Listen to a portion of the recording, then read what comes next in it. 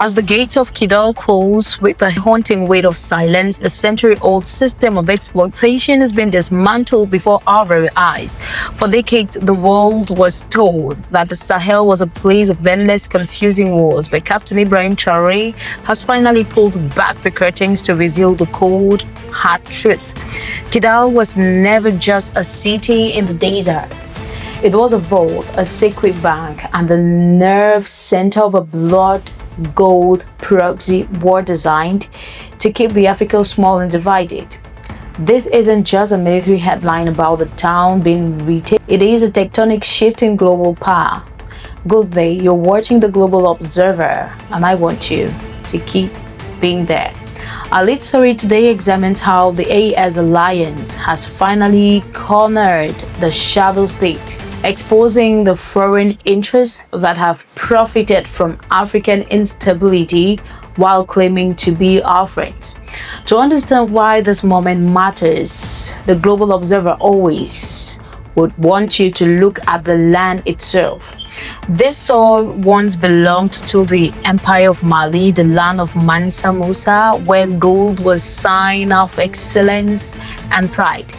But in the modern world, that gold was turned into a curse. For years, Kidal was used as a gateway where African wealth was traded for foreign weapons. Ibrahim Traoré realized that you can fight 100 enemies at your gate, but you cannot survive a single threat on your kitchen.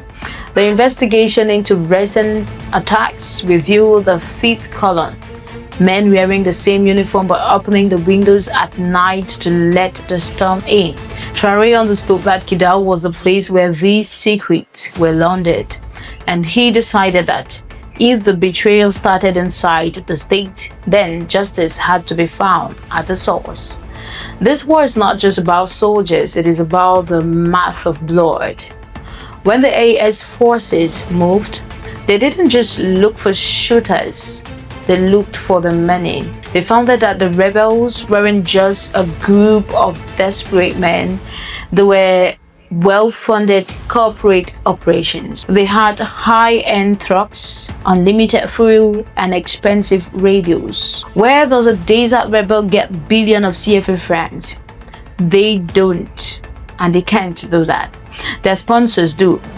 Traoré gave a simple order: follow the money. He knew that the war in the Sahel was maintained by business. Chaos had a payroll.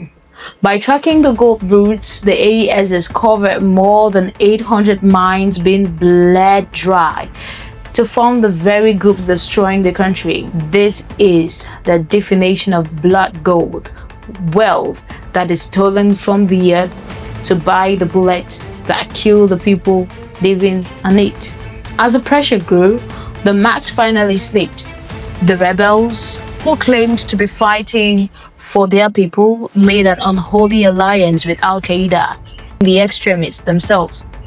The lines between political rebels and global terrorists vanished. They shared guns, they also shared plans, and they shared a dark vision of the future.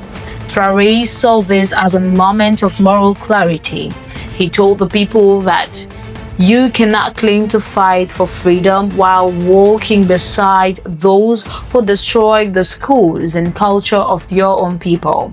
This was a turning point for the African diaspora and anyone who believes in justice. It was the moment the struggle for the Sahel became a clear fight for the soul and identity of the continent. Inside the command center, the strategy changed from fighting a war to closing a bank. Traoré brought in imams and scholars to speak the truth to the people. Bypassing the filters of foreign media, they reminded the world that African Islam was not born to burn books or serve men with black flags. As the AES choked the supply lines to Kidal, the foreign sponsors grew silent. The phones stopped ringing. The rebels who were once so loud became a liability that their backers could no longer afford to hide.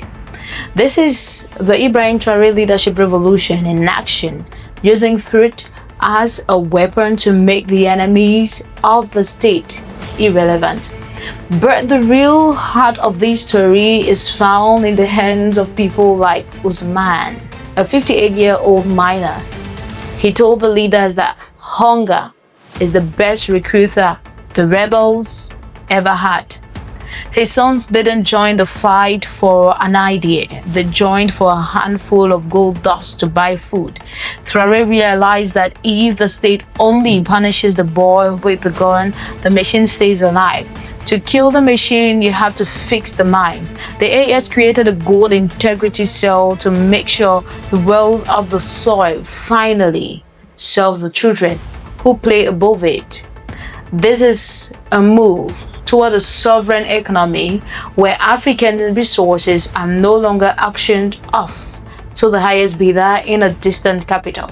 As the final ring around Kidal tightened, Traoré did something unexpected. He didn't call for revenge, he called for blueprints. He wanted to see the plans for schools and clinics that will be built in the north. He knew that taking and retaking a city is a military task, but building a nation is a moral one. He used strict order to protect civilians, refusing to become the monster that his enemies described in their reports, by showing the scales of justice instead of just the barrel of a gun. The AES is proving that they are ready to lead a new Africa. They are showing that they can handle their own security without a foreign protector standing over their shoulder. The world is watching because this is the ultimate test. For too long, Black history has been written as a list of things done to us. But in the sense of Kidal, we are seeing what is being done by us. The era of the colonial economy without a flag is coming to an end. We are learning that Africa is not poor. It has just been bled dry because it possesses too many wealth. Traoré's message to the nation was clear. The vault is open and the truth is out. He is building a reckoning of systems, not just of men. He is making sure that the red earth of the Sahel finally belongs to the people who bleed for it.